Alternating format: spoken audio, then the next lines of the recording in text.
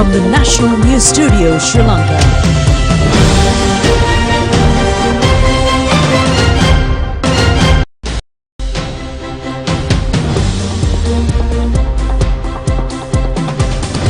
Good evening, coming to you live from the National News Studio. Welcome to the news. My name is Clifford Richards. And I'm Hushain Ali. Let's have a look at the headlines first.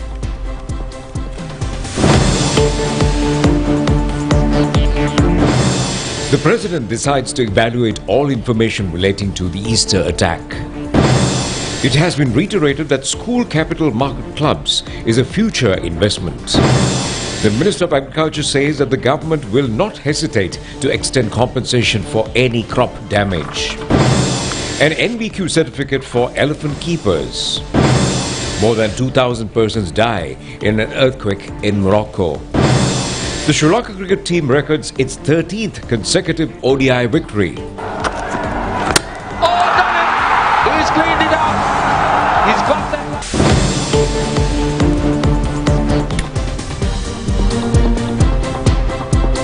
On to those and other stories on detail, and your top story here at home tonight is a communique issued by the Presidential Media Division says that President Ranil Wickremesinghe has decided to conduct a comprehensive analysis of all open information correlated to the Easter attack. Well, accordingly, a committee is to be appointed, chaired by retired Supreme Court judge, to inquire into the allegations made by Channel 4.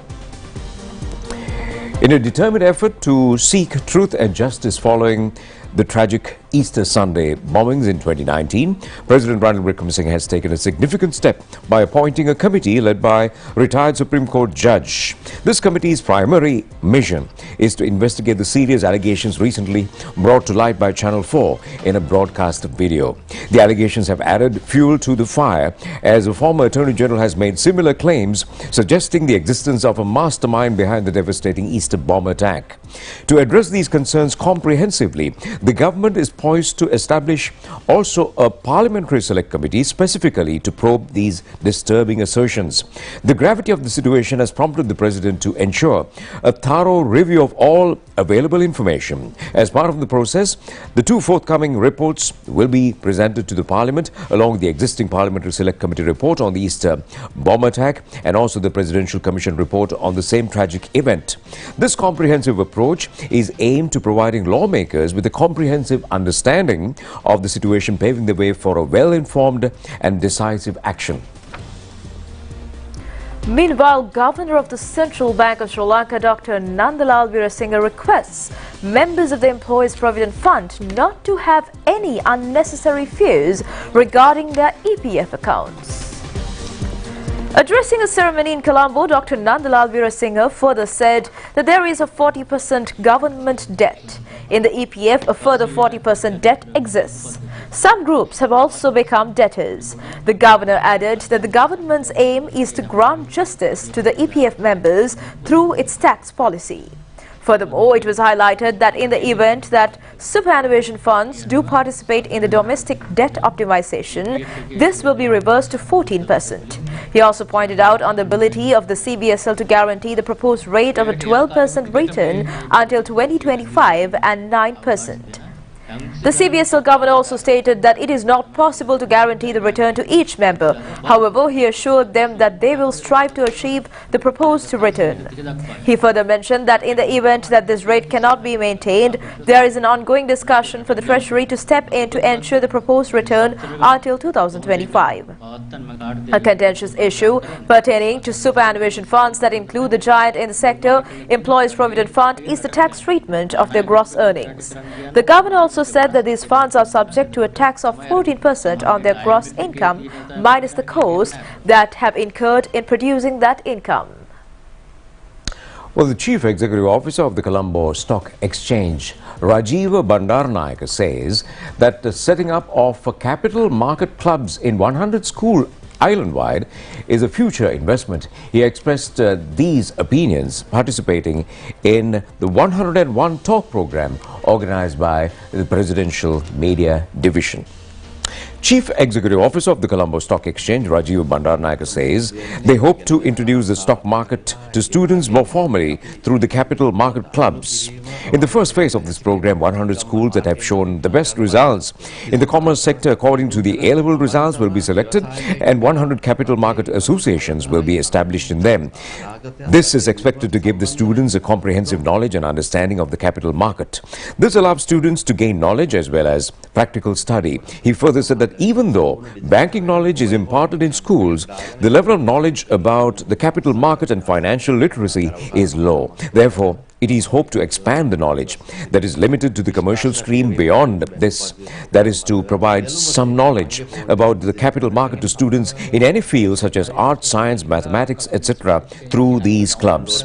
We intend to create a new dimension of financial studies in children through this program. The Chief Executive Officer of CSE, Rajiv Bandaranaike, added that the addition of the workshops and seminars, and they try to provide more practical knowledge. Health Minister Kehelia Rabukwala says permission has been granted for the establishment of 3 private universities to fulfill the need of professionals arising as a result of many medical professionals leaving the island for foreign service. And he made these remarks at a media briefing in Kandy today.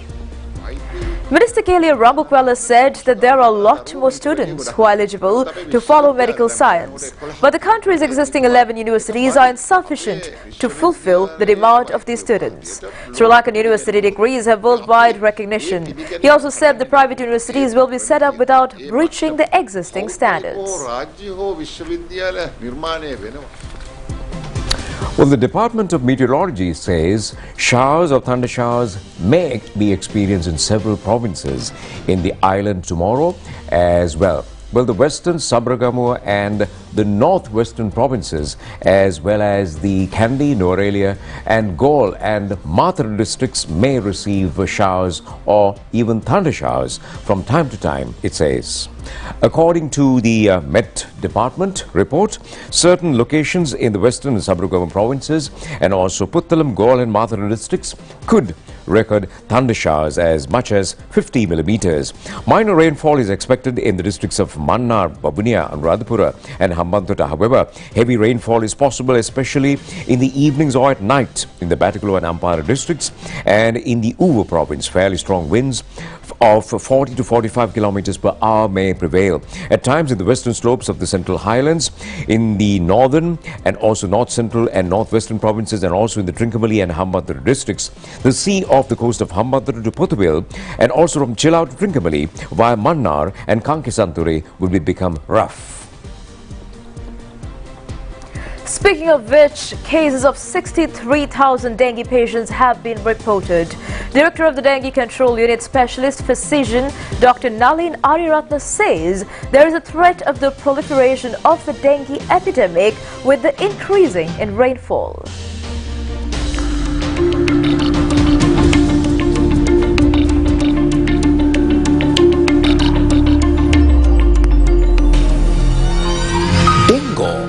වගකීම අපේ අරමුණයි.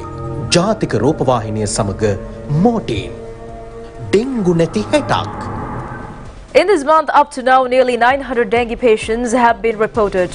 Half of these patients were detected from the western province. Spread of mosquito population would have adverse effects, especially on public places, including schools and religious worship. Director of the unit requests the general public to extend continuously the support provided for dengue eradication in the recent past. Minister Mahinda Amaravira says they were compelled to provide compensation not only for the cultivations affected by the drought, but also for the crops destroyed by flooding as well. The minister adds that, however, the government will not hesitate by any means to extend relief for the farmers. Well, the minister said that the country has faced a massive drought recently. Many paddy fields were destroyed. When the farmers were engaged in reaping harvest in the remaining paddy fields, the floods have occurred and destroyed the harvest as well. But the government will provide compensation for crops damaged by both the floods and the drought. A cabinet paper will be submitted to extend relief. And also, despite the government's economic problems, it will not overlook the misery of the farmers, he says.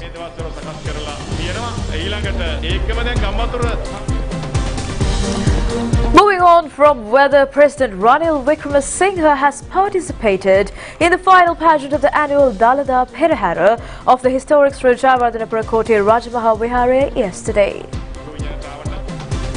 The President, upon arrival at the Rajamaha Vihara, was received by Chief Incumbent and Deputy Registrar of the Sri Kalyani Samargi Dharma Maha Sangha Sabha Venerable Dr. Alutnura Anuruddha Thera, Chief Incumbent of the Lankarami, Los Angeles, USA and Indiana Buddhist Vihara, Venerable Thalangama Devananda Thera of the Koti Rajamaha Vihara, has also attended the event.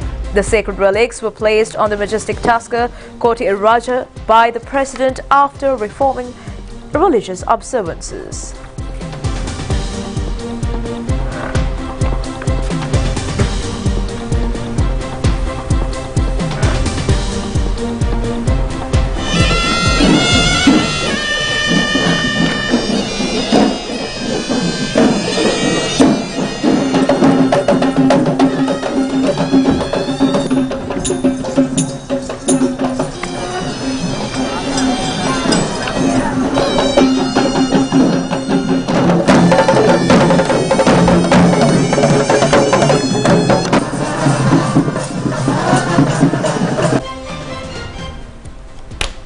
Well, a program to provide NVQ level certificate for elephant keepers has commenced. It is being jointly conducted by the Department of Zoological Gardens and also the National Vocational Training Authority. Well, the objective of this program is to hand over National Vocational Training Qualification Certificate and is to acknowledge the services of those keeping elephants on a professional level. It is a national training certificate for grade 4 level, including theoretical and practical knowledge. Deputy Director of the Pinnawala Elephant Conservatory, Nawod Abesinghe, says any interested person could apply for the 6 months residential course to be conducted at the Pinnawala Elephant Orphanage.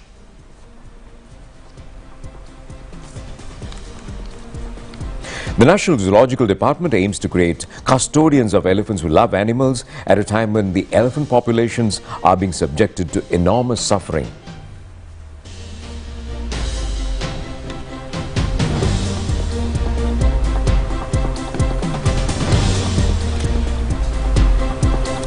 Meanwhile, launching of 2 books authored by veteran teledrama artist Amita Veerasinghe has taken place recently.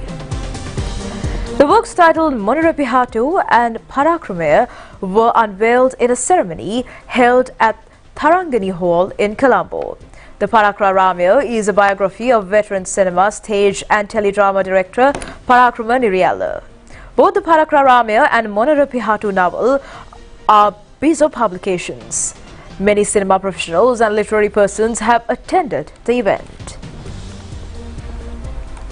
Well, several voluntary organizations and also institutions have got together to conduct programs to enlighten children in Kapathigollava on the elephant-human conflict and also the environmental problems. Well, the aim of educating school children is to make them environmentally sensitive and the environment-loving group from their early age. The 2-day camp with the participation of 120 students was held at the Kapathigollava Central College recently. The Sri Lanka Youth Exploration Association is extending resource contributions to the program being conducted with the assistance of the Kapathigollava Regional Education Office. Lectures on environmental photography and on birds and serpents were included in the practical program. Measures are underway to implement environmental projects in the schools of the participant students as well.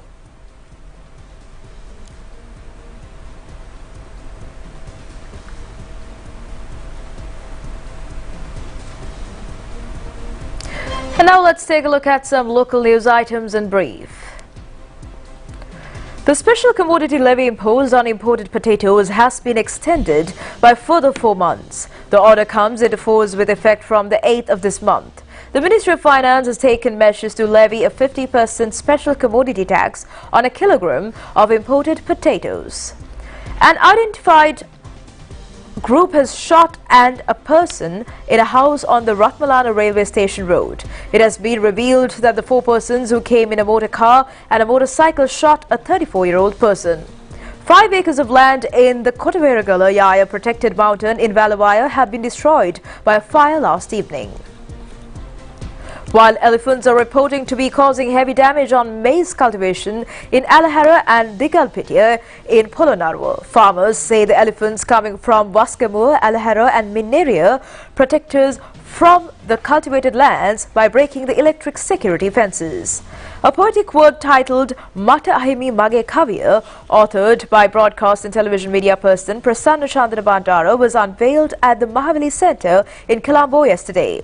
This was his maiden book of poems. Intellectuals and university lecturers were among the gathering. Well, that's news from home. We take a short break and we'll be back with international stories shortly.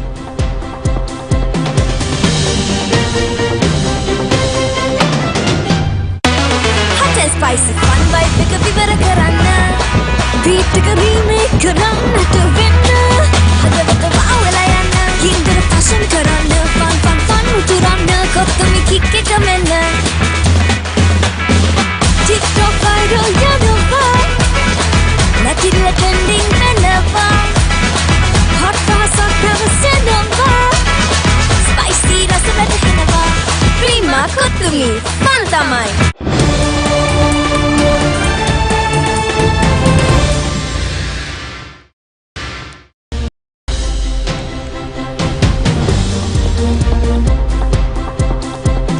Welcome back after the break, and for news away from home, we have death toll from a powerful earthquake in Morocco has soared to more than 2,000 with a similar number of injured. Well, the Interior Ministry says that more than 1,400 have serious injuries and the heaviest casualties are in the provinces just south of Marrakesh. Well, the King Mohammed VI declared a 3-day national mourning and ordered shelter, food and other help for survivors. Many people are spending the second night out in the open. The magnitude of 6.8 quake hit Marrakesh and many towns on Friday night in remote mountain areas. Entire villages are reported to have been flattened. The epicenter was in the high Atlas Mountains, 44 miles southwest of Marrakesh, a city with World Heritage status, which is popular with tourists. But the tremors were also felt in the capital Rabat, some 350 kilometers away, as well as Casablanca, Agadir and Essaouira.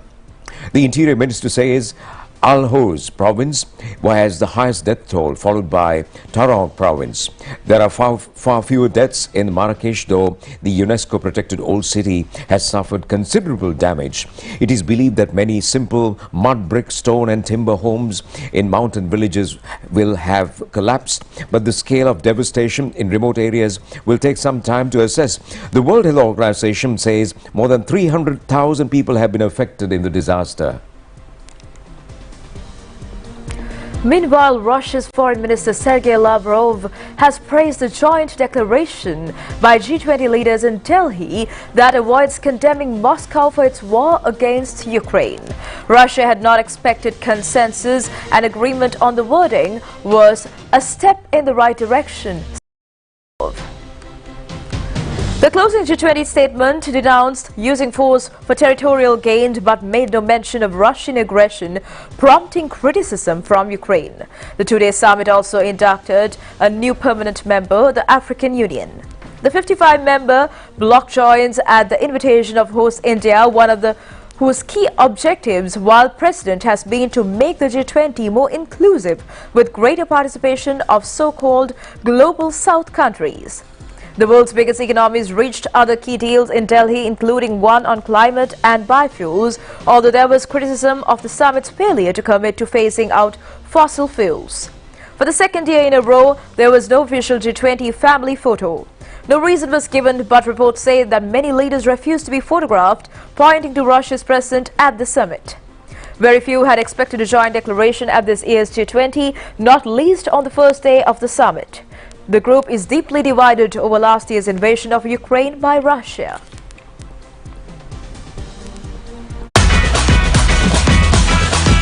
Kutumi, Pantamai.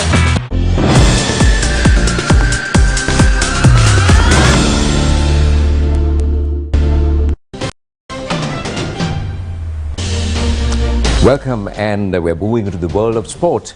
Well, yesterday was a mega blast at the R. Premdasa Stadium because Sri Lanka beat Bangladesh in the first match it faced in the Super Group 4 round of the Asia Cup Cricket Tournament yesterday, and the 21-run victory secured at the R. Premdasa Stadium in Colombo was the 13th consecutive win recorded by Sri Lanka in one-day cricket. The Bangladesh team, after winning the toss, has handed over to the Sri Lanka team to bat first. Dimuth Karunaratne and Pathum Nissanka have maintained a 34-run partnership for the opening wicket. With Dimuth's departure for 18 runs, Pathum Nissanka has joined Kusal Mendes for a second wicket partnership of 74 runs. Mendes has scored 50 runs to record his 24th half-century in one-day international cricket, and the highest scorer of the team, Sadira Samaravikrama, has collected 93 runs, recording his 5th half-century in ODI. His innings has included 8 boundaries and 2 sixes. Taskin Ahmed and Hassan Mahmood have taken 3 wickets each. Just on 45 balls and with only 4 over cover, boundary. It's gone up in the air. Slow ball. Sliced it. Meanwhile, Bangladesh team was all out for 236 runs. The highest scorer, Tawhid Ridoy, has scored 97 runs, facing 82 deliveries. His innings included 7 boundaries and a sixer. Dasun Shanaka took 3 wickets for 28 runs and Matisha Patirana 3 wickets for 58 runs. Mahesh Theekshana has also captured 3 wickets for 69 runs.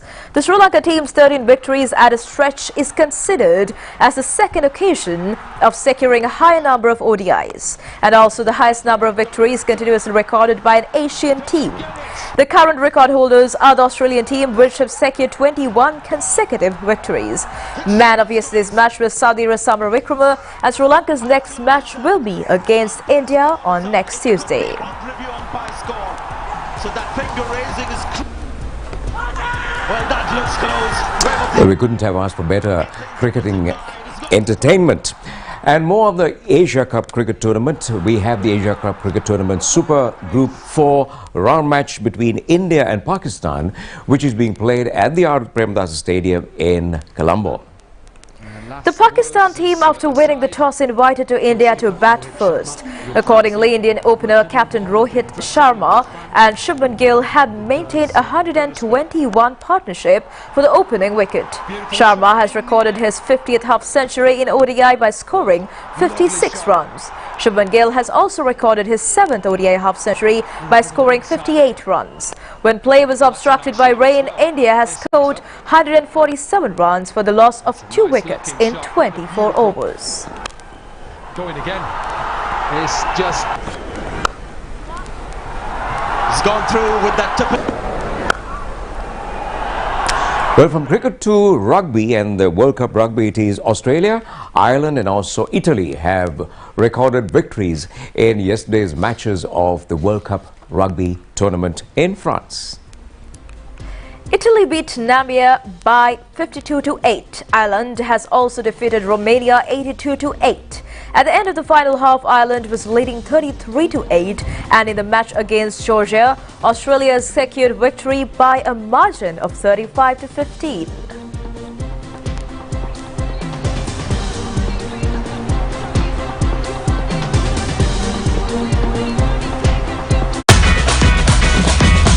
Prima Kutumi, Pantamai.